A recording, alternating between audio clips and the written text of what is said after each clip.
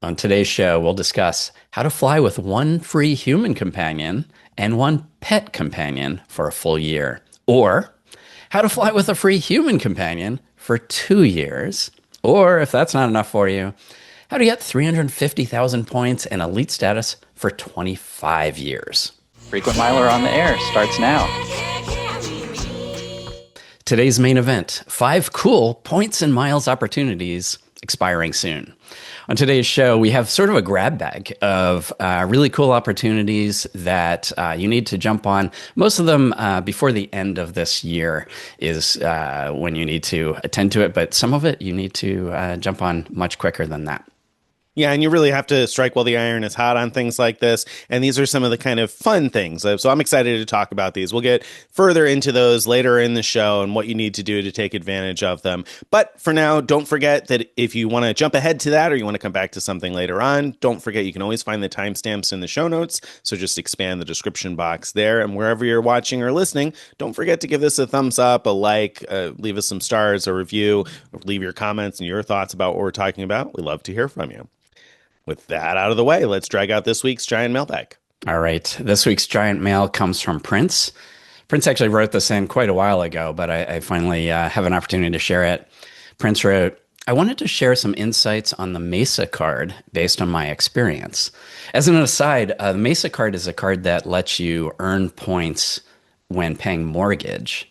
And anyway, I'll get a little more into that in a sec. But Prince writes, while the exact calculations will vary for folks, I'm finding that I essentially get about 8.7% back on my $1,000 monthly spend. And again, as an aside, in order to earn points for your mortgage, you have to spend at least $1,000 a month on this Mesa card. And he goes on to write, this is largely due to key expenses that receive the 3x multiplier. Specifically, my daughter's preschool tuition, which is $850 a month, and lawn mowing services, $150 a month. With this $1,000 in spending, I accumulate 3,000 points.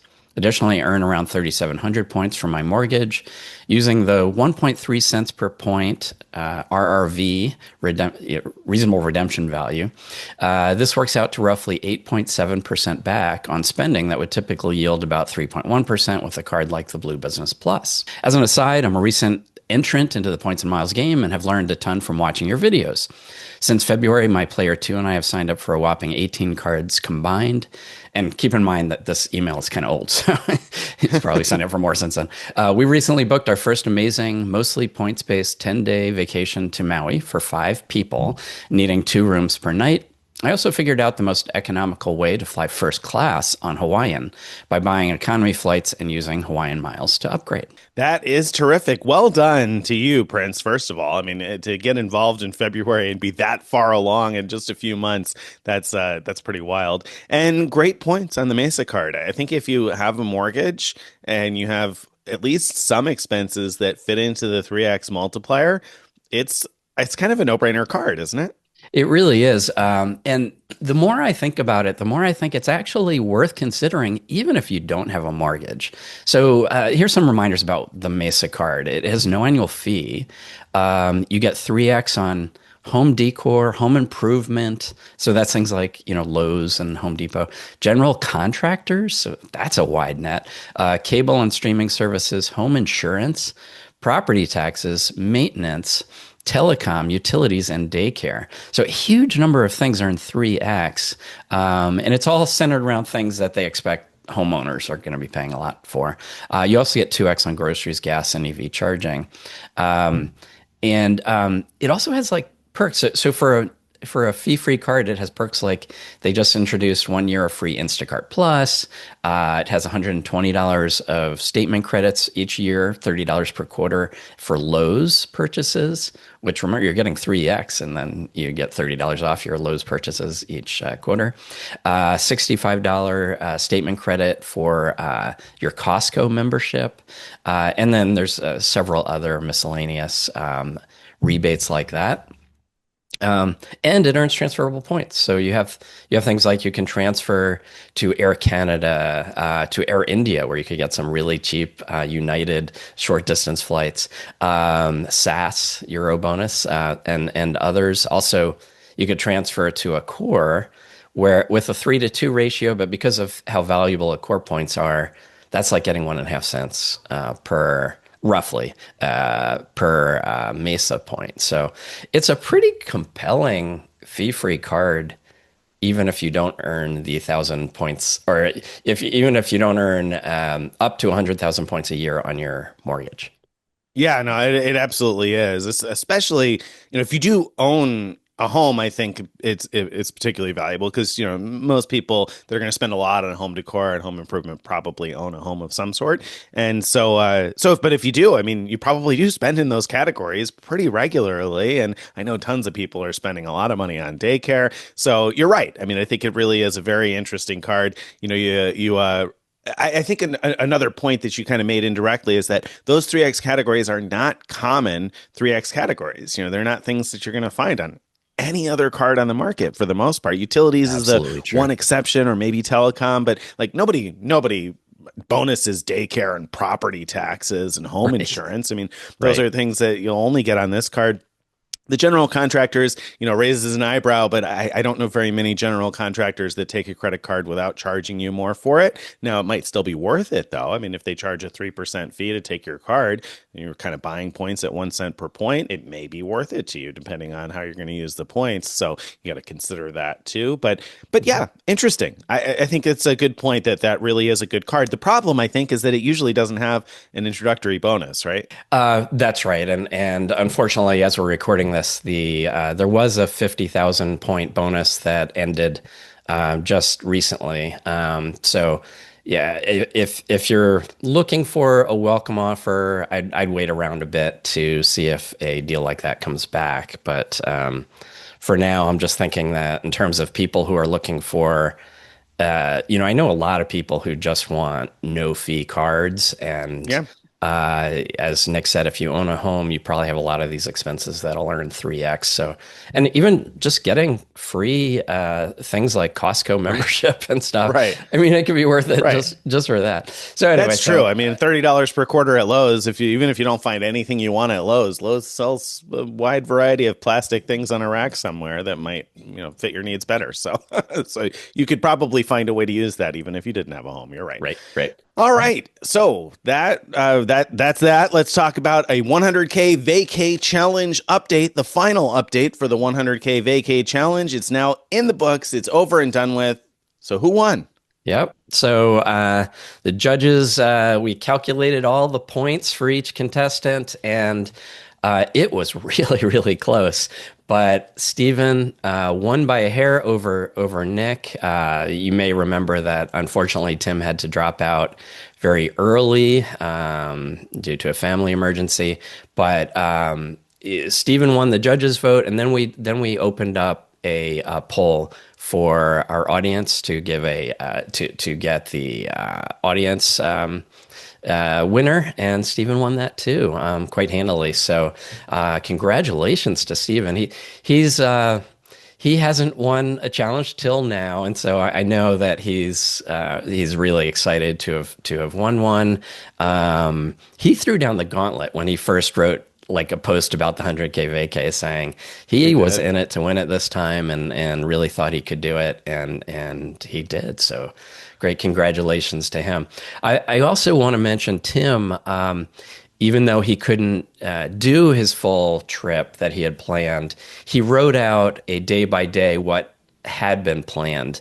And so look for his journal post, which is titled 7 Nights in London and Norway for 100,000 Points, Mountains, Fjords, and Ferries. He planned an incredible trip through Norway, and it just looked fantastic. Yeah, it did. It looked great. And there are lots of good tips in there in terms of places to stay and how to make that more affordable. Interesting because those are two destinations that are typically very expensive. So being able to make that happen for 100,000 points and $1,000 certainly might be of interest to folks who want to visit those parts of the world. Yeah. I think anyone who looks at his itinerary will say, well, almost anyone will say, yeah, that's a trip I would be interested in doing. Right. You know? Yeah. Yeah, for sure. For sure. So check that out too. Congratulations to Steven though. Well deserved, well earned, and glad that he was crowned champion. So well done. All right, let's talk about card news. We got some card news up. First up, the 5K bonus points for Atmos Summit card waitlisters has been extended. So if you signed up for the Atmos Summit waitlist, which was I don't know, almost like a year ago, right? It was late 2025, I think, when you signed up Yeah, for the wait list late for this. 2024. You mean late? Or 2024, I mean, yes, yes, yes, Yeah. yes, I sure do. I believe it was by the end of 2024, maybe you had to sign up, and then you'd get an additional 5,000 points on top of the welcome offer on the Atmos Summit card, and that was scheduled to expire, but I guess they've extended it. Do you know when it's extended until? I don't know off the top of my head. No, it's not really clear. Okay. But people who put their names on the wait list and who hadn't signed up yet got emails saying this offer has been extended. So Right. I'm not sure when that's valid through, but it seems to me that they're hoping for more people to sign up, and it's a pretty darn compelling card, I think, and so I think that's great that people who didn't quite jump in the first 14 days or whatever it was that it was originally offered for still have a chance to get that extra 5K. And today's main event is going to be about miles and points opportunities to take advantage of while you can. And I've got to say, this is one I regret not taking advantage of. I didn't get on the wait list when they offered it, and why not? It didn't cost me anything. I could have taken 2 seconds to sign up and get an extra 5,000 miles. So definitely, when you see that kind of opportunity, strike while the iron is hot. Get it on it because you might regret not doing it later on. Yeah, seriously, I can't believe you didn't sign up. I Wow. know, I know, I know. It's silly, very silly of me not to have signed up. Although now I'm waiting because I'm almost under 524, so I'm waiting until later in the year to give it another shot on that. I see. I see. All right. Next up in card news, the Strata Elite. So Citi's Strata Elite card. They had the 100K offer when it first came out. Was only available either in branch or sometimes you could get a city banker to email you an application for the 100K offer. Otherwise, it was only 80K point offer for online applicants. Now, the 100K offer is public, but it requires $6,000 spend in 3 months instead of 4K, which was the original offer. So I would guess, but I don't know this for sure, that you could still get the 100K after 4K spend if you go in branch. But again, I don't know that for sure. All right, that's interesting and good to know. And we've talked about how the first year value of that card is pretty incredible when you consider all of the coupon credits too that you could use this year and next year. It's certainly worth considering that sooner rather than later in order to be able to take advantage of those benefits this year also. Yep. All right, let's move on to our Bonvoyed section. All right, so first up in Bonvoyed, Alaska has tanked the utility of its, quote, famous companion fare, which has been famous because it's been an awesome thing. Now, I want to be clear, we're not talking about the kind of companion voucher things you can earn with spend on the Summit card, but rather on the, what is it, the Ascent card? Is that what it's called? The Atmos Ascent card and the business card? credit Right. cards. Yep. Right. So these are the old Alaska cards, essentially, where, now they're under new names. And so historically, either if you signed up a long time ago, you might get one of those companion vouchers every year, companion certificates every year, or you'd have to spend $6,000 in order to earn one, depending on when you opened your card. And so they allow a companion to travel with you for $99 plus taxes. And it has been valid on any North American economy class fare, I think, on Alaska, but now it's expanded to Hawaiian as well, so you can fly on Hawaiian also. Both people earn status points and redeemable points. So it was really awesome. Even though it always said it was for one way or round trip, it was way more flexible than that.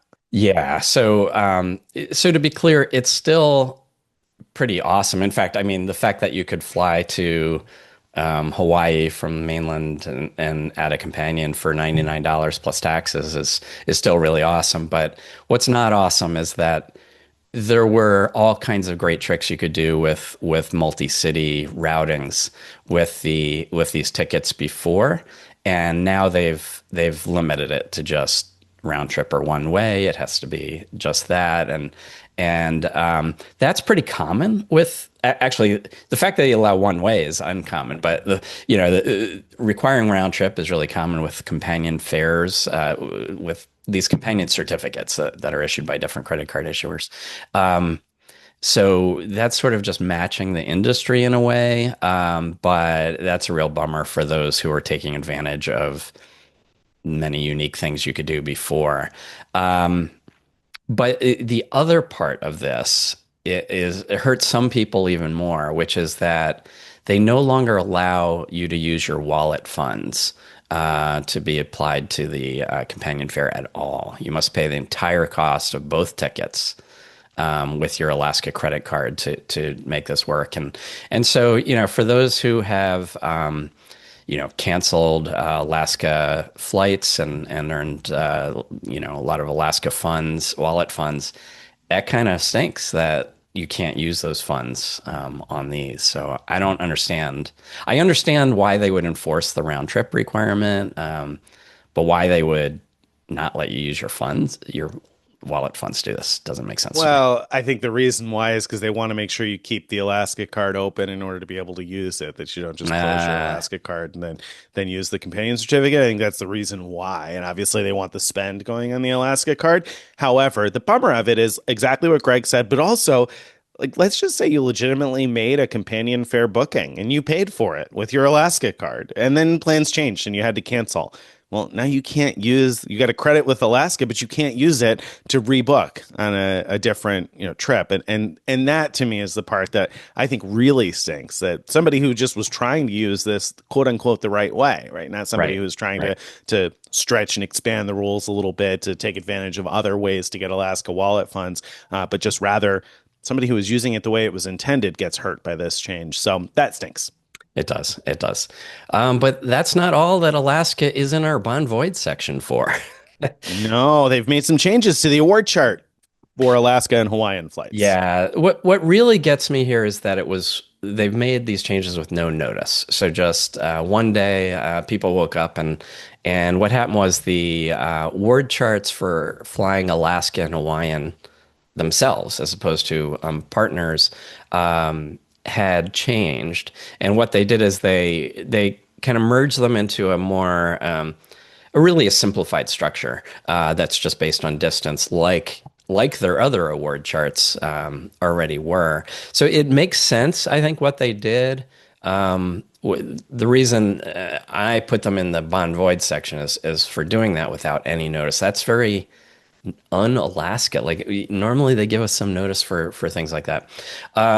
The good news is the lowest economy awards dropped to 4,500 points, and this can make they used to have for flying Hawaiian a minimum of, I think it was like 12,500 points, something like that, and so this makes like flying around the Hawaiian Islands a good deal with points, whereas before it was almost always a bad deal. And so I think that's really nice. The on the not so nice side, they added a new distance band of 3,501 miles or more. So that makes long distance flights more expensive with points.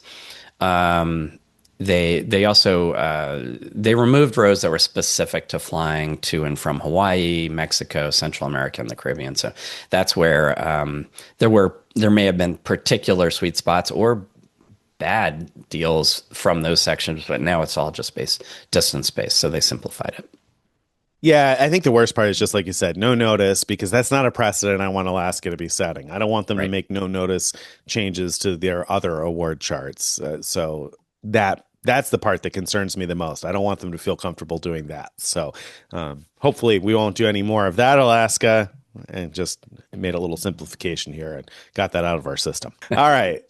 Let's talk about awards, points, and more. So Alaska is still hanging in here and to be talked about today. Alaska Atmos is going to improve the earn rates on premium cabin partner bookings, which is really good news to hear. Yeah. When they changed things a while ago, they changed their award charts and everything. They also drastically cut down how many points you'd earn on a partner booking unless you book through Alaska's website. And what they're doing now is changing that a bit. They're not going back to the original. Originally, they had different earning rates per partner, and they're not going back to that, and that makes sense. But what they're moving to is better earn rates if you credit a flight you've booked elsewhere to Alaska or to the Atmos program. So what's happening is we don't know exactly when this is starting. They say that these changes will begin, and I quote, when Choice Earn launches later in 2026. When Choice Earn launches. So what that I thought that was coming I thought that was like a January 2026 change. I thought so too. So you can interpret this different ways, right? So when Choice Earn launches later in 2026 could mean January 1st, right. Or you could read it as launches later in 2026, which means it's not January 1st, it's sometime later. Right. So right. I don't know what it really means, but the good news is if you're booking a domestic business or first class flight, the earning rate will go up from what currently 125% to 150%. Bigger news is if you're booking, these are for paid flights, international business class or international first class, those will go up to 250% bonus on your points earned. From currently they're at 125% and 150%. This sort of may impact me personally. So my wife has been planning a business trip to Australia. It got pushed back to late February, and when I looked at it, it was originally going to be in November. When I looked at where she should credit her flight, she was going to fly Qantas. So booking through Alaska's website would have cost almost twice as much as booking through Qantas or many other avenues. So that wasn't an option. Booking through Qantas and crediting to Alaska, the earning rate was really bad compared to other options. And so at the time, it looked like my best option for her would be to have her status match from her Delta Diamond to American Airlines high-level elite status, credit to American Airlines, because then she would get, I don't remember exactly, something like 12 or 13 points per dollar. So then it would be based on the dollar spent, and she would get a lot more miles. Now, if this happens before her flight, I'll have to rethink that strategy and see which way offers the best earnings. Yeah, very interesting there. Yeah. I think that the takeaway here is that Alaska's PR team needs better proofreading on the release, or maybe they intentionally wanted it to be vague. Maybe they're not sure when it's going to launch. They're just like, sometime later, and it's going to be in 2026. We don't know. So that's. Well, do you remember when mixed partner awards were supposed to launch later in 2024? I think it was. I sure do. Yeah, I sure do. Because I was looking at some awards yesterday. I was like, man, I wish I could do more mixed partner stuff. So, although you do see some mixed partner awards via Alaska now, just not all of them. It's there's a couple here and there, but I think. In that case, later in 2024 meant later than 2024. Right. That is exactly. It was just a mistake in wording there. So yeah. Anyway, we'll see. That'll launch at some point, and when it does, that'll be better news for people who book those paid international business and first flights. Which, by the way, remember that you might be booking through a credit card portal. Maybe you've got points, credit card points, and you find a good fare, a good points boost, maybe something of that sort. And there may be situations where it will be worth using your points to book a paid fare and credit to Alaska. So that's the good news. That's why that 250% is particularly valuable. Even if you say, I don't usually book paid business and first class flights, it might make more sense in some situations. Yeah. Speaking of booking through a portal, for another paid flight my wife had, she was flying Delta, but we found that Virgin Atlantic had a better fare for the same flight. And we found that Capital One's offers. That's where you have to log in a your Capital One account and have a credit card. Offered, I can't remember. It was like 6 or 7x. So she got those points plus 4x for paying with a Sapphire Reserve card, and a better fare overall. So yeah. Anyway, portals can be really valuable. There you go. All right. Speaking of portals being valuable, let's talk about Rove. So Rove Miles has launched loyalty eligible hotel stays. So you can book hotel stays and earn both Rove Miles and hotel points at the same time. That sounds pretty wild. Yeah, so Rove Miles is a sort of platform where you can earn transferable points. It's not tied to a specific credit card at all. So it's its own little rewards program where you could earn points from booking hotels, booking airfare, or shopping through their portal. And you could use points a few ways through Rove, or you could transfer them to transfer partners, which is what I would want to do with Rove points.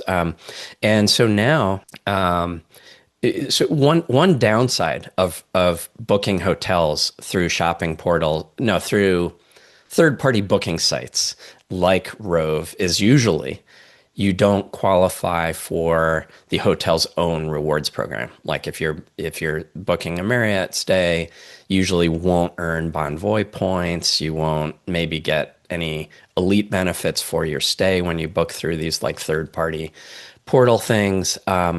However, what Rove Miles is doing is they're making these direct bookings available, and it's very clear on their website that's what you're booking is where you will get a points earning stay when you book through them, and you'll earn 5 points per dollar, 5 Rove miles per dollar on top of whatever you're earning with the hotel program and on top of whatever you earn with your credit card for paying for the hotel stay.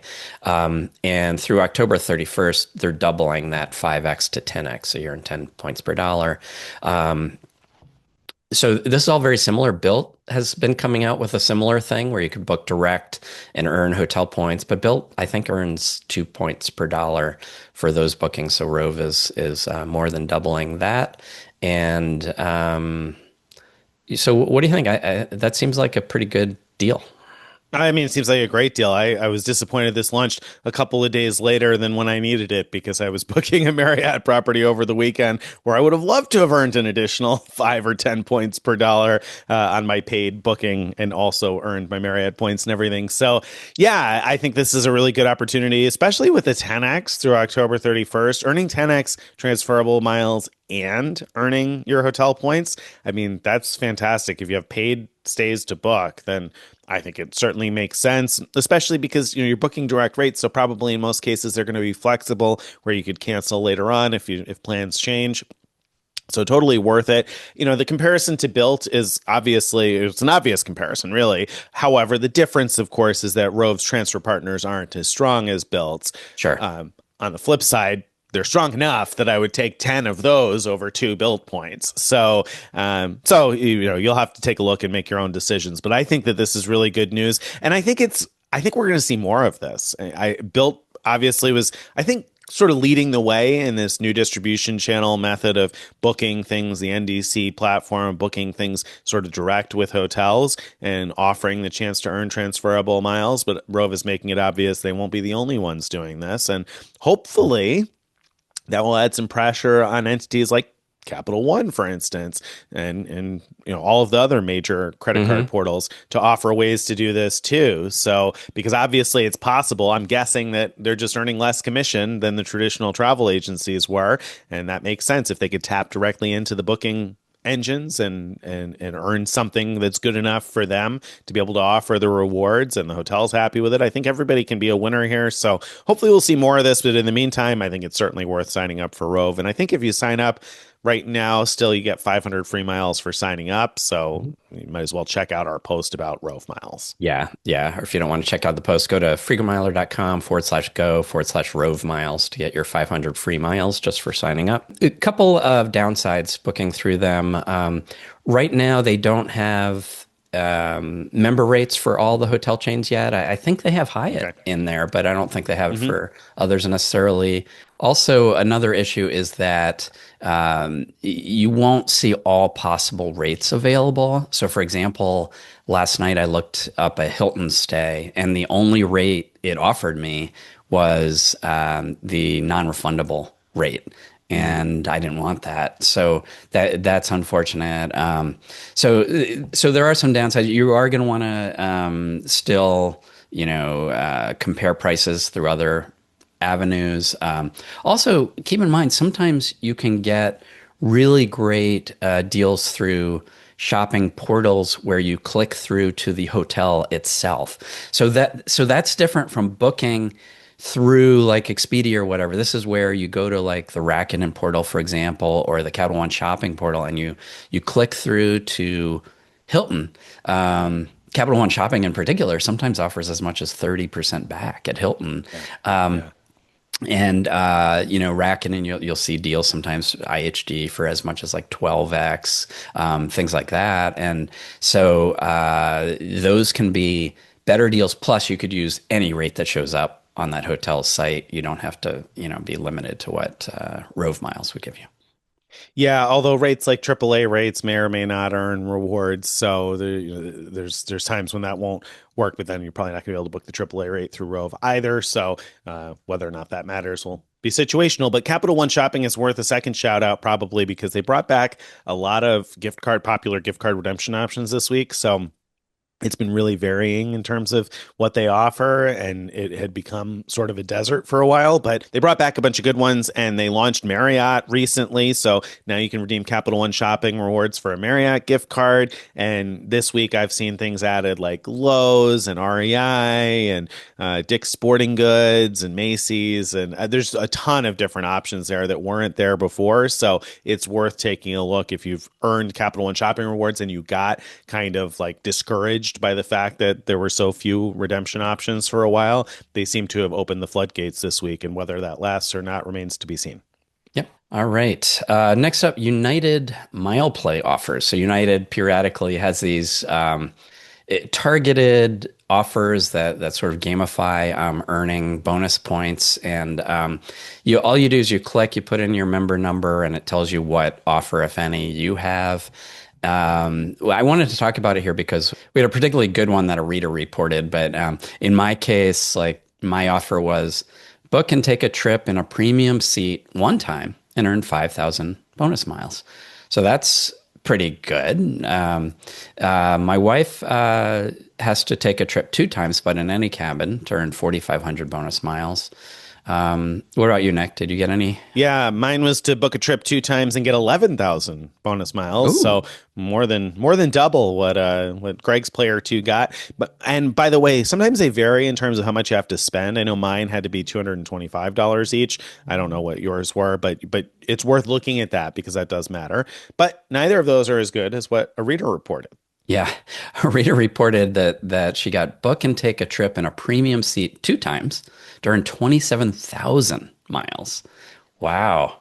That's a terrific offer. It's an excellent offer. I mean, it says in a premium seat, so I don't know, would it work if you just book an economy class fare but pay for a premium seat? I don't know. Can you do that? Maybe you can. I'm not sure. Or do you have to book like premium economy? I'm not sure. But either way, 27,000 miles, that's a great return probably on two trips. So Yeah, can't complain about that. I also want to remind people who have the Sapphire Reserve card from Chase that they switched to that whole points boost thing where you get up to where your points are worth up to 2 cents per point when flights you're trying to book are boosted. And United is the one airline I found that was almost always boosted for all of their flights. And when you book first class or business class, the boost is 2x, so you get 2 cents per point for those. So it could be a good way to use your Chase points to earn a lot of United miles if you get a deal like that. For sure. And I mentioned before the spending requirement, and so there's a post that we'll link in the show notes that I wrote several years ago. So two things I want to mention. First of all, We mentioned each of these offers, or no, not all of them. Yours didn't. Most of these offers that we just mentioned required booking a trip 2 times. Keep in mind that one ways will count separately. So, for instance, one time I needed 2 trips, but I had one single round trip planned. Well, I just booked my round trip as 2 one ways instead to get 2 trips out of it. Hmm. So that's tip number one. Tip number two is that I mentioned the minimum spend for mine, and minimum spend for yours may be different. And what I ran into in that specific situation several years back was that my one-way trips were a little too cheap. Like when I went to united.com and I searched, they didn't cost enough to meet the minimum spending threshold. However, when you go to united.com and you just run a search, it's going to show you the basic economy price and usually like one economy class fare and one premium economy and one first. But really, there's a whole bunch of different fare buckets available on any particular given flight. And so I found a different fare bucket that like cost $1 more than the minimum that I needed to spend.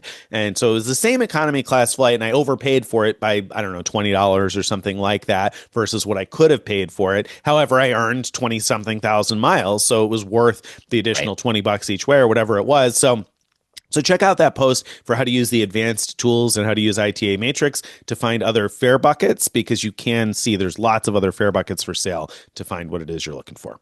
Yeah. Yeah.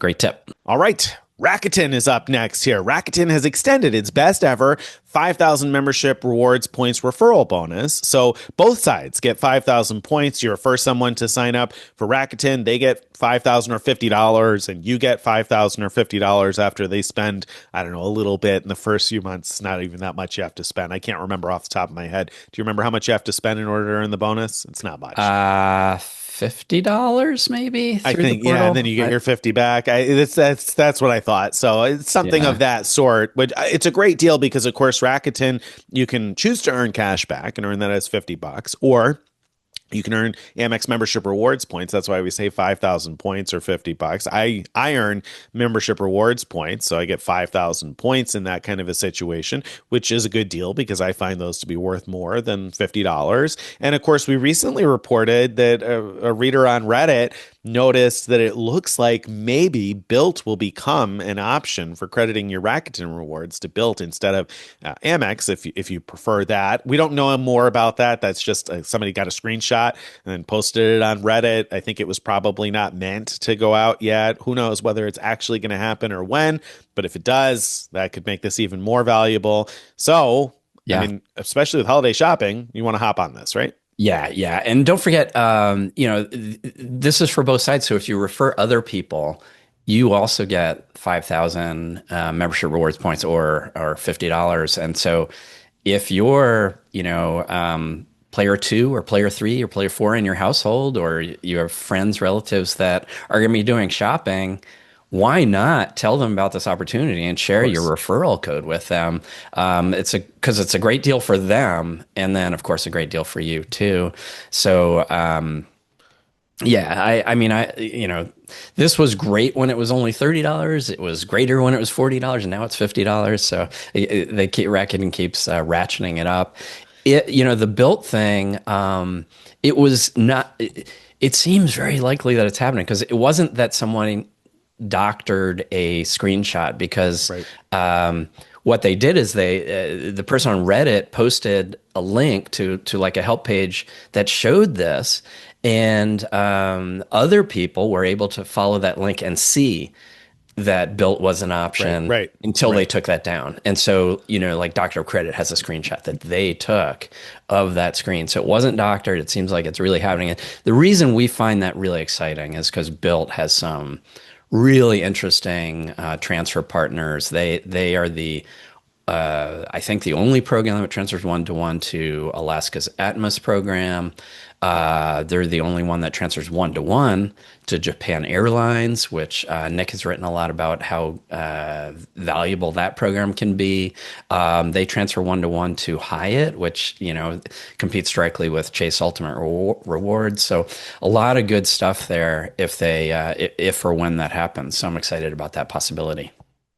Yeah, and Bilt recently added Etihad as a new transfer partner, so that's another option with your Bilt points. I mean, Bilt gives you quite a range of different options. Of course, Hyatt is a partner of Bilt and United, and so they've got a whole bunch of different partners that would be very useful for a lot of people. Not that Amex doesn't, Amex does too, but if I had to choose between getting Rakuten or getting Amex points or Bilt points to Rakuten, if Bilt becomes an option, it will be a no-brainer for me to switch to Bilt, I think. Yeah, totally. All right, next up, there's an app called Use Your Credits, which the purpose of the app is to let you track your coupons. So, like, if you have, Amex Platinum cards or Sapphire Reserve, Citi Strata Elite, all those things have these different like coupons that are use them or lose them. And when we say coupons, we mean like they're like rebates, usually, or credits of some sort, where you get some value every quarter or every 6 months or every year, or every month. And it's really hard to keep track of all that stuff. Nick has made a great spreadsheet for tracking that. Here's an app for doing that instead. But that's not really what I want to talk about. What I want to talk about is they have these two maps that you can get to even if you don't sign up for Use Your Credits at all. You don't have to put in your name or email or anything. You could just go right to the website and see the maps. One is to see the Chase Sapphire Reserve exclusive tables. So if you have the Sapphire Reserve card, you get a certain amount back. What is it? I forget the amount. $150. $150 for yes, 6 months. For 6 months. Yep. At exclusive tables, which is so exclusive that there's very few of them in most cities. There are some cities where there are quite a few. So this lets you find those tables. But even better, the Resi map. So, the Platinum cards now offer, what is it, $100 per quarter back on Resi at Resi restaurants. And the Resi map makes it easy to see where all the Resi restaurants are in your area or an area you may be traveling to. Even better, it lets you limit to the ones that sell e-gift cards directly.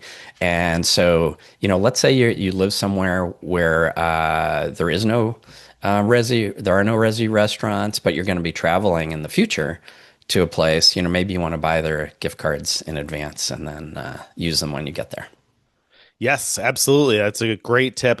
My biggest frustration with the Resi credits has been that it is a pain to find which ones are nearby. I've traveled a bunch and you have to like Google and find the city and I don't know, switch the city somehow in the drop down. I always have a hard time figuring out. I just want to look at a map and see which restaurants are nearby. So this is really helpful to do that. So certainly worth checking out. Use Your Credits for that. By the way, Greg mentioned the $100 per quarter on Platinum cards. He meant, of course, consumer Platinum cards get the $100 per quarter for the Resi credit. But yes, you'd certainly want to make sure you use that. And the Sapphire Reserve exclusive tables. Again, I'm much more of a visual person, so I like being able to see the maps. That's great. Speaking of maps, you have a good map out for finding preferred hotels. Yeah. So you may remember that preferred hotels, there are multiple ways to book them. You could book them with I Prefer points, which is Preferred Hotel's own rewards points, or you could book them with choice points. Which of the preferred hotels are bookable with choice points or I Prefer points not all preferred hotels are bookable with either of those. And there's not a one-to-one correspondence between the ones that are bookable with choice and bookable with I Prefer. In fact, surprisingly, there are more that are bookable with choice points than are bookable with I Prefer points. If you have a Citibank card that with an annual fee that earns Citi Thank You rewards points, then you could transfer 1 to 2 to choice or 1 to 4 to preferred hotels. And so these are great opportunities to get great value using your Citi points to book preferred hotels. But how in the world right. Which site to go to? You have to go to one site for choice, a different site for I Prefer. How you're going to find where you're going to use your points, and then if it's available in both places, which one is the better deal? It can be really hard. So a while ago, I had created a table that merges all that information together and lets you filter by all kinds of things. Now what I've done is I've updated that table and added an interactive map. It's like a Google map that shows all these properties. I used icons and to show like here are ones that are likely to offer a great value for your points. And then if you click on it, it'll tell you how many points it costs with choice or with I prefer, and whether to transfer your city points to which one to transfer your city points to. So all that information's there, and I definitely check it out because I don't know. I find it just really fun to play with, like to zoom around the world and see where there's like good value to be had, and then click, and then I don't know if Greg can see the reflection in my eyes because that's exactly what I'm doing as he talks here. Scrolling around, scrolling in, scrolling out, clicking on hotels. No, this is really helpful because I actually have been less enamored with preferred hotels than everybody else because every time I go to search for one, they're not in the places where I'm planning trips at the time. This is so useful because it helps me visually see, okay, if I plan a trip to A or B, will preferred hotels be something that's anywhere nearby? And not only in the city that I was thinking of, but maybe there are situations where I'm saying, okay, well, I'm going to go to Europe. I want to go somewhere in France, but I don't know where yet. Well, I can look and see. Are there places in France that are on there? There aren't very many, in fact, for preferred hotels in France, but there are some that are okay. And you scroll around and see that. So thank you for creating that. It's a great resource. yeah, you're welcome. All right. I love it myself. I have so much fun with it. Yeah, very good. All right, I think that brings us finally, believe it or not, those are not the short-term opportunities we're talking about today. That brings us to today's main event. It's main event time. 5 cool points and miles opportunities expiring soon. All right, first up, there's an opportunity to buy United miles for as little as 1.36 cents each. But you have to stack 3 different promotions to make that happen. So you have to act fast. This one is the shortest term of all of them because one part of the promotion requires it being complete by October 21st. So really soon. Here's how it all works. And by the way, even if you're not a buyer of United Miles, if you have a lot of Wyndham points, the other good thing about this opportunity is there's a chance to retain your Wyndham point value, even if it's all your points are about to expire or will expire soon. And I'll talk about that in a minute. Okay, so the first promo, United is offering a 25% transfer bonus from hotel programs to United. So normally, hotel programs offer really poor transfer rates to transfer hotel points to United Miles. It's often like 10 to 1 or 5 to 1 kind of thing. And a 25% transfer bonus makes that a little bit better.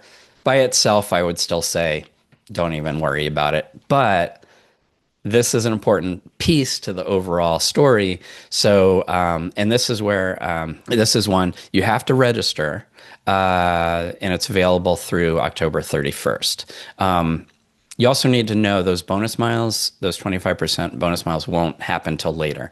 Those will be credited to your account on or before January 31st of 2026.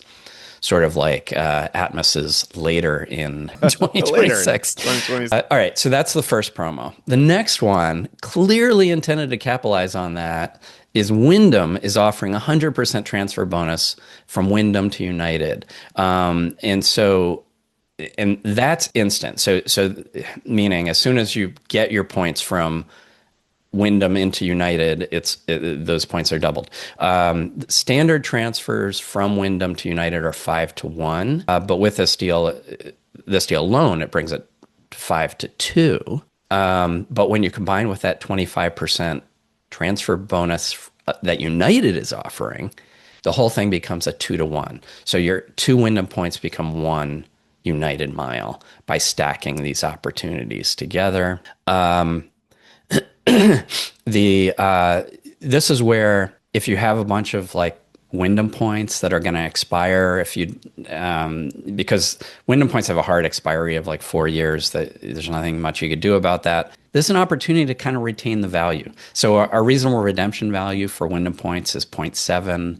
United is 1.3. So if you convert your every two Wyndham points to one United mile, you're just losing a tiny bit of sort of reasonable redemption value. It's going from zero point 0.7 to 0.65 basically. Now it's a totally different thing. Now you have United miles instead of Wyndham points, but at least you've retained value in some way. United miles don't expire. Plus, there's a trick with United. Like let's say it's your player two doing this, and you want the United miles. There's a trick where you could create a family pool and then cancel the pool and keep all the miles for yourself. And that's a little too involved to get into here, but there's a way basically you move the United miles to someone else for free. Okay. So that's two. That's not it. That's only two. It's only two.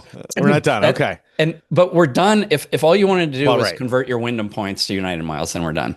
The third one, and that's, I think that's a valuable thing to mention, because if you've been earning your Wyndham points at a good clip, I mean, the Wyndham Earner Business Card earns 8 points per dollar at gas stations, for instance, and 5 on utilities. If you're able to convert those over 2-to-1 to United, I mean, that's not bad. Then you're earning essentially 4 United miles per dollar in those categories. And so I'm sitting on a bunch of Wyndham points, and I use them here and there, but I probably have more Wyndham points than I really need. So I'm looking at this saying, turn some of those Wyndham points into United miles, maybe not such a bad idea.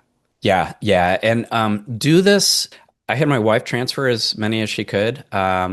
And I transferred a whole bunch myself because I have more than I think I'm going to use before they expire. So, and they're pretty easy to replace, right? I mean, at 8 points per dollar, I'm constantly replacing more and more Wyndham points, so I can afford to give up some of the past ones because it's not going to require that much spend for me to replace them. So, here's the thing: do this as soon as possible, as soon as you're listening to this, because Wyndham does not promise to move those points to United quickly.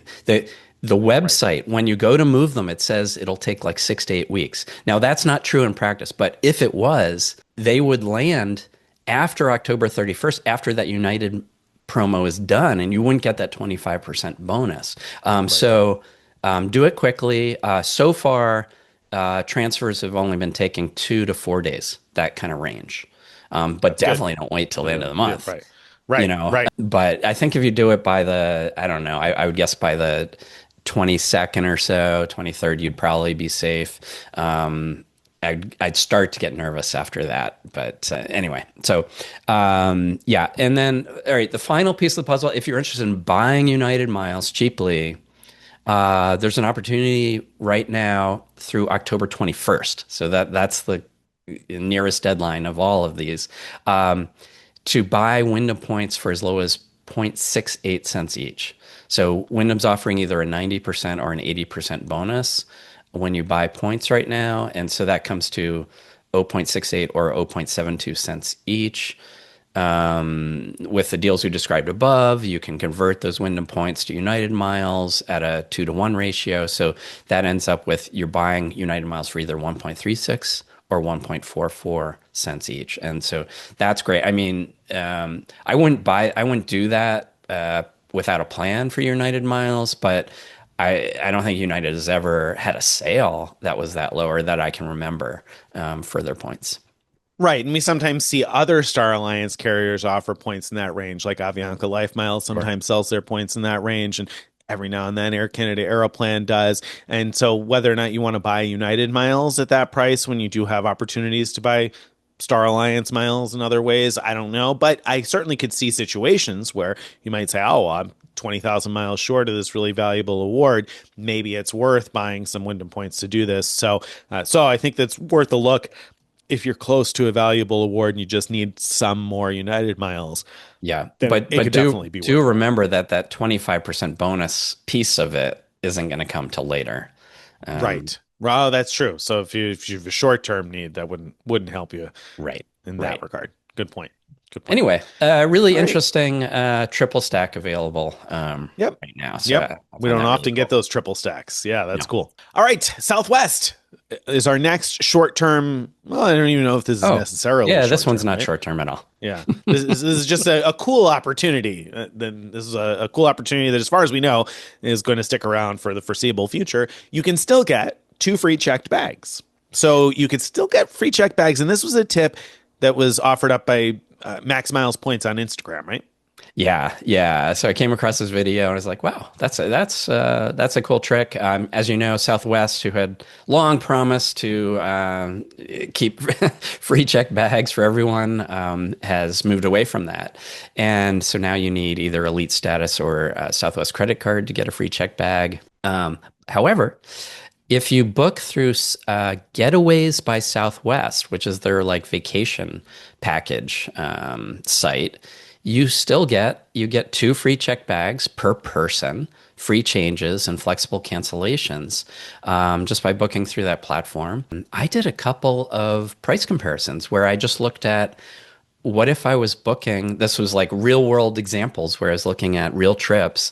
What if I booked directly through Southwest, what would the price be versus through Getaways where I added a rental car on top of it.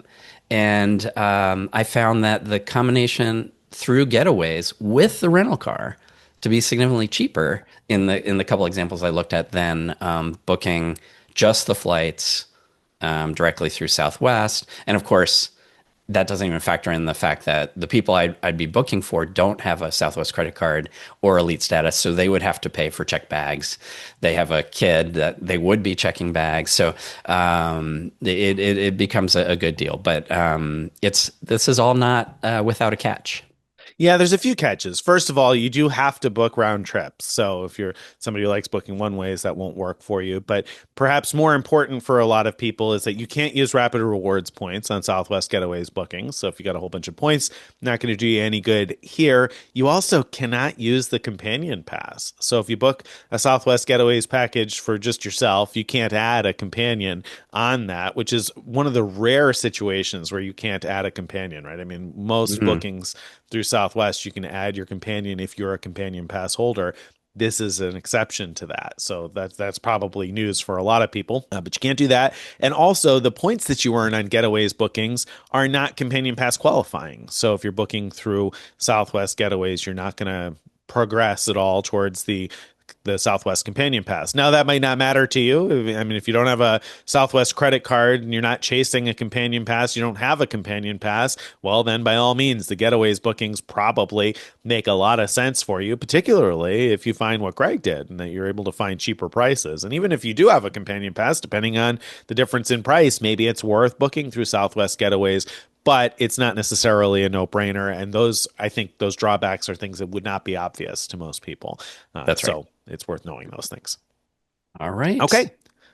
Next up, though, we do have a short-term opportunity. Frontier is offering a companion pass of its own for 1 year.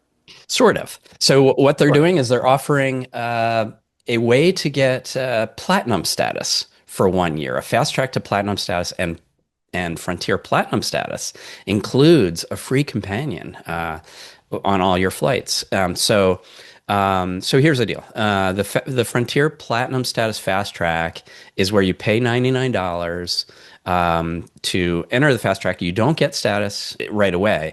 You have to earn 12,500 elite points. And then once you've done that, you get status either through 2026 or for 1 year. The website has it written both ways. So I'm not really sure. I guess my guess is it probably is through the end of 2026. Well, I mean, maybe you get it for 12 months because you have to register for this by December 31st, and you have 90 days to earn the 12,500 status points, right? So if you registered at the end and you didn't earn your 12,500 until March of 2026, I think they're offering you a year of status, hopefully. Right. So what happens though if you complete this before December 31st? Then you just get 2026. Do you get 12 months or do you get all the way through 2026? Yeah, that's a good question. We don't know for sure. We don't know for sure. Yeah. Anyway, yeah. So you have to register by the end of the year. You have 90 days to earn your those 12,500 elite status points. And yeah. And then let's talk about platinum status. Is platinum status worth getting, Nick? I mean, it might be. It certainly might be. You get a free carry-on bag and a free check bag for everyone on the same booking. I mean, that is a big savings. I mean, Frontier, a lot of times, the majority of your costs, like other low-cost carriers, will be those additional pieces. So you're going to save potentially quite a bit there. A free preferred seat at booking, free premium seat at check-in based on availability. Again, for everyone on the same booking, which is in contrast to the way that like Spirit offers elite status benefits. If you had gold status with Spirit, it's only the status holder that Yeah. gets benefits like those. So this is pretty cool that other people get it. So free premium seat at booking for you. Again, free upgrades to Upfront Plus 12 hours before departure. So I guess Upfront Plus must be their sort of competitor to the big front seat. I haven't actually flown Frontier in a while, so I don't know exactly what that looks like, but I would assume it's got some extra legroom. A pet fee waiver, which if you travel with a pet, that alone might That's make it huge. worth spending the $99 on this and earning the points. And then the free companion. And this is kind of cool because the free companion can be anyone. You don't have Yeah. to, unlike Southwest, you don't have to set a companion in advance. There's no need to change the name on the companion. You could bring a different companion every time. The catch, so to speak, is that you do have to add the companion at the time of booking. Whereas with like Southwest, for instance, you can add your companion later on, anytime before the flight takes off, as long as there's a seat for sale. Frontier requires that you book the companion at the time that you're booking the flight. So that's the sort of drawback, though for most people that's probably not a big drawback, right? Right. So not bad, and you can give silver status to someone else. I don't know if that really matters. So I don't know, that sounds pretty good to me. Yeah, I mean, if you fly Frontier even a moderate amount, this all sounds really compelling to me. Um, Now, you might wonder, well, how could I get the 12,500 status points quickly? Probably, obviously, you could get points by flying Frontier. But probably, the way a lot of listeners would want to go about it is to sign up for the Frontier credit card. That gives you one status point per dollar. Right now, as we're recording this, well, it has a $99 annual fee, and right now it's offering a 50,000 point welcome bonus after $1,000 spend in 90 days. It'll also give you temporary instant gold status after first purchase, and there's a way to keep that longer. You're not going to care about that because you're going for platinum status with this deal. But the good thing is, you could also, if you have that gold status and you actually fly Frontier during this period where you're trying to earn platinum, you'll earn more points for your flights because you're gold status. Also, you'll have the benefits of gold status. It'll also give you waived award redemption fees. So in a way, that makes the points from the welcome bonus and that you earn from flying more valuable as well. I think that's not bad. You have to spend $12,500 to get that platinum status for a full year and all those benefits we talked about. Yeah, I mean, that's certainly not bad. Now, I mean, it's not for me because Frontier doesn't serve my home airport very well. But if you live somewhere where Frontier has a decent range of service, this seems like a really good opportunity. If you live somewhere with good Frontier service, and you either travel with a pet or a companion very often anyway, then I think this just adds up very quickly to be worth the $12,500 spent on the card. And of course, you do have a relatively short window to do that because you only get 90 days. And so that might stretch for some folks in terms of how much you can spend in that amount of time. But if you Yeah. can, I think this could be well worth it. Yeah. No, totally. Of course, if you can spend $12,500 in 3 months, then you alternatively should be considering the Southwest Companion Pass because Southwest through October 28th is offering a better offer on the Southwest Performance Business Credit Card. And this elevated offer gives you 120,000 points after $10,000 spent in the first 3 months. So a little bit less in spend, quite a bit more in annual fee because that card has a $299 annual fee. But the reason this is so relevant here is if you were to get this card before October 28th and then wait until after your December statement closes in order to do the spend, and then you do the spend after your December statement has cut. Okay. So after you get the email that the statement is here, blah, blah, blah, then you spend so that your next statement cuts in January. Then you'll earn the 120,000 points plus the points from spend. So if you did that full $10,000 spend after your December statement cuts, then you'll end up with 130,000 Southwest points, which is more than enough for the companion pass. You do need to earn 135,000 points in a single calendar year for the companion pass, but when you're a card holder, you get a 10,000 point shortcut. So you only have to earn 125. So again, in other words, just the spend from this card and the new card welcome bonus will put you over the edge to earn a companion pass.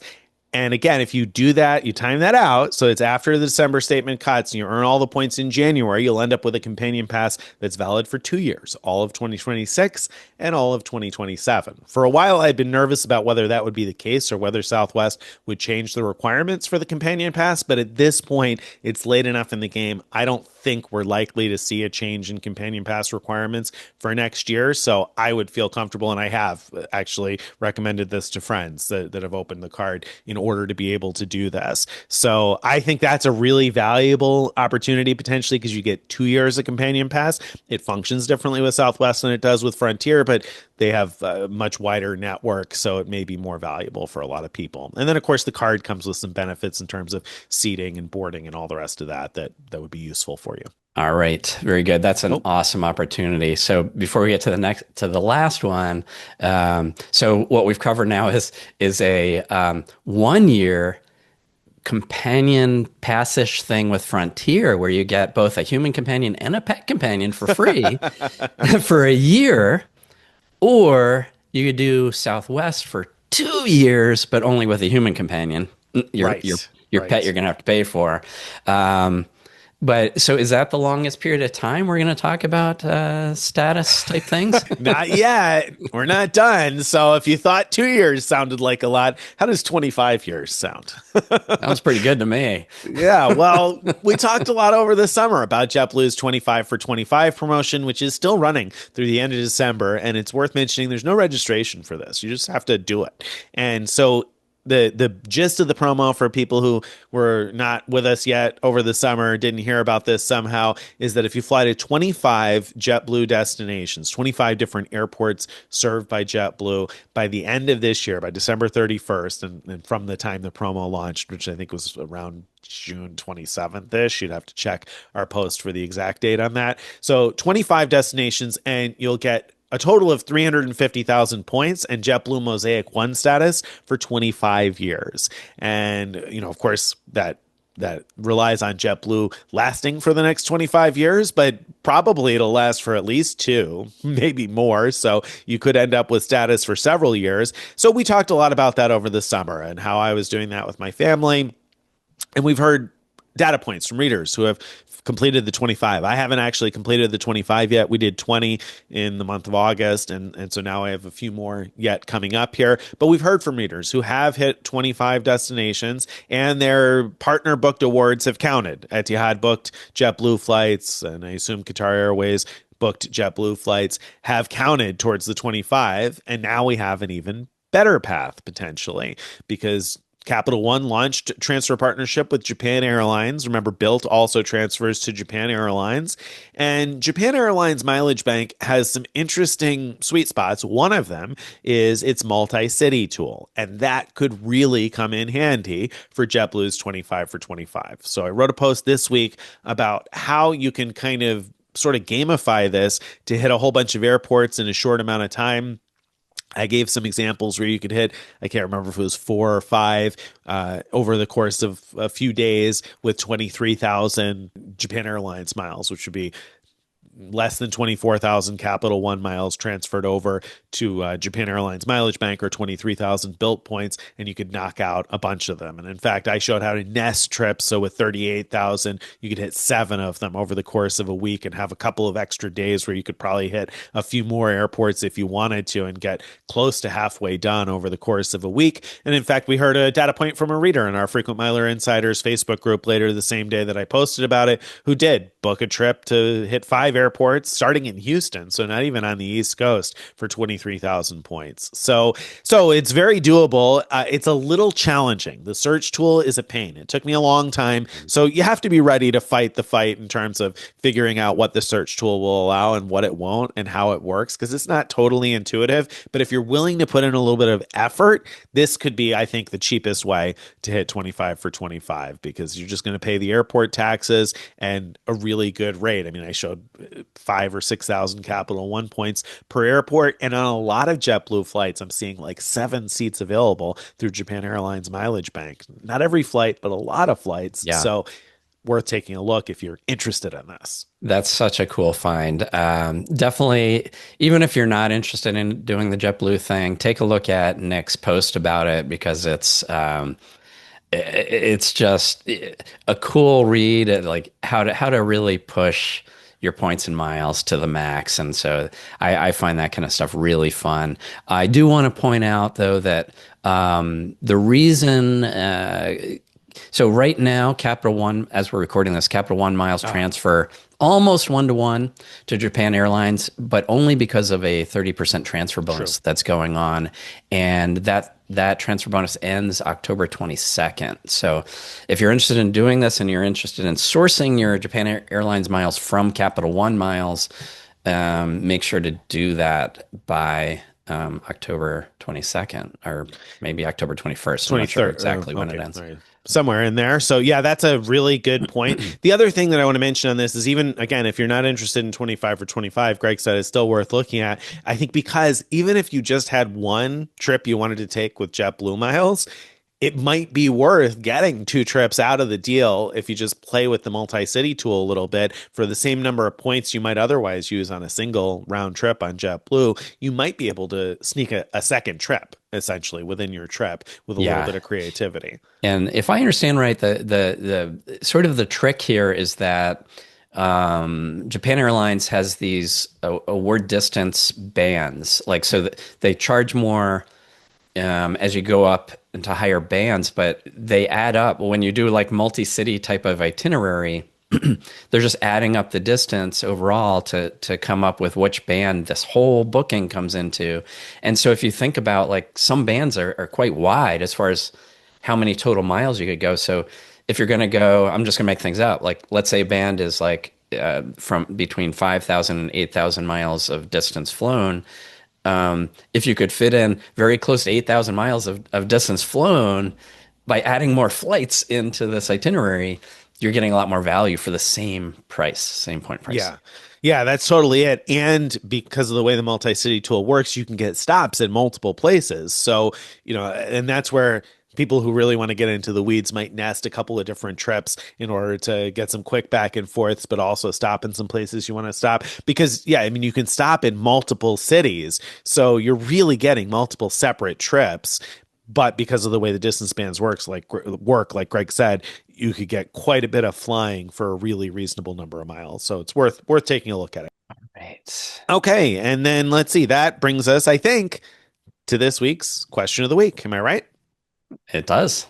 All right. So this week's question of the week came in actually just before we started recording, but I thought it fit in with some of what we talked about today, particularly with that Wyndham and United promotion where you talked about maybe buying miles. So Stephen writes in, says, "Hi, I've been watching your videos on YouTube, reading your blogs. I'm new to the hobby and trying to learn, but all the ninja math valuations lose me. If the purpose of the game is to amass points that we can use for great travel, then why isn't that just enough?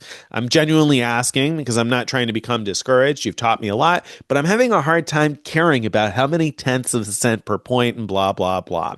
So I'm going to skip, to the end of that and say, why does it matter? Who cares whether you're getting the 1.36 cents or 1.44 cents or why does that matter, Craig? Yeah. I read this question. I sort of stepped back and I thought, like, can you even play this game well at all if you don't do the math? Like, is math like a requirement here? Because the thing is, if you don't understand the math, you're going to be making some really poor decisions. So just as an example, Hilton points tend to be worth less than half a cent each for on average. I mean, sometimes you could get better, but if you're looking at an opportunity to earn points, and you could be earning, you could be earning 10 Hyatt points or 20 Hilton points. If you don't understand that Hyatt points are worth about 4 times as much as Hilton points, you're going to be going for the Hilton points and thinking you got a great deal, but you're going to end up with less travel value when you do that. And so I guess we care about that. We want you to get the best deal possible. But the flip side could be like, hey, if you're happy, you get points, you sign up for some credit cards or whatever, and you get points and you use them. It all seems free, and you don't care about the math. I'm not going to tell you you're wrong doing that. All I'm going to say is you probably could have gotten a lot more travel from your points had you stepped back and thought about the math and tried to figure that out. Yeah, I mean, that's the thing. That last thing that Greg said is that the reason the math matters is because you could be getting far more travel than what you'll get if you don't do the math. And so here's a simple example. Let's say a real world example. I have a Hyatt I'm going to stay at later this year, category 1. It's about $100 a night for the cost.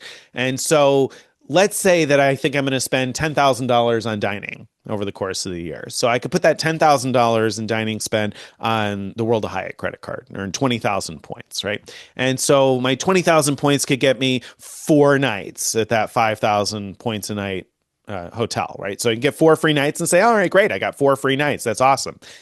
But if I'd put that same $10,000 spend on a Freedom Unlimited card, for instance, and earned 3 points per dollar with Chase, then I could have 30,000 points. In the same hotel, I could have 6 nights instead of only the 4 nights, right? So two more free nights of travel. And so that might be even better. But now this hotel's about $100 a night. So if I put that $10,000 on a card that earns 3% back, I'd have $300, right? And so the Robinhood card earns 3% back. And so that'd give me 3 nights. Well, that's less. It's 3%. So it might sound the same as the Freedom Unlimited, but it's actually only going to buy me 3 nights at that particular hotel.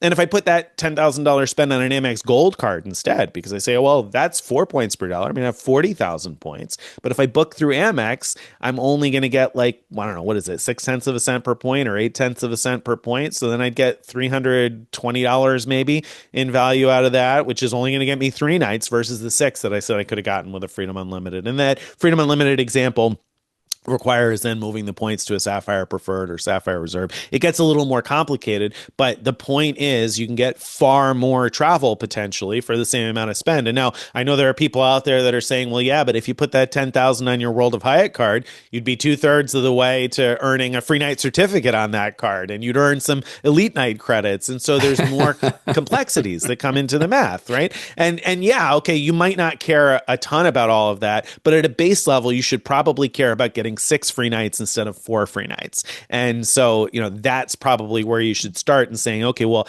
how do I get the most free travel for my points? And maybe we go a little too far on that from time to time, or at least in the perspective of somebody who gets really kind of unhappy about the math. Maybe you want to say, we care too much about 0.1 of a cent per point. But what I care about is getting as much as I can. And then, when you take a step back from that and say, okay, well, I could earn a welcome bonus that offers cash back and just buy my nights. So should I get that cash back welcome offer, or should I be going after hotel points or airline miles or whatever? And so, yeah, I mean, I think you're right, Greg, that I think math is a really important component in this game if you want to get the most you can. If you're happy with just getting, I can travel 4 nights a year. And so if I can get my 4 nights covered and my flights covered, then that's all that really matters to me, because I'm not going to travel more than that anyway. Well, then I could certainly see that why am I going to waste the time and mental capacity on figuring out the exact best, as long as I get something that's good enough for my situation. I could see that. That's not me though. That's not us. And that's why we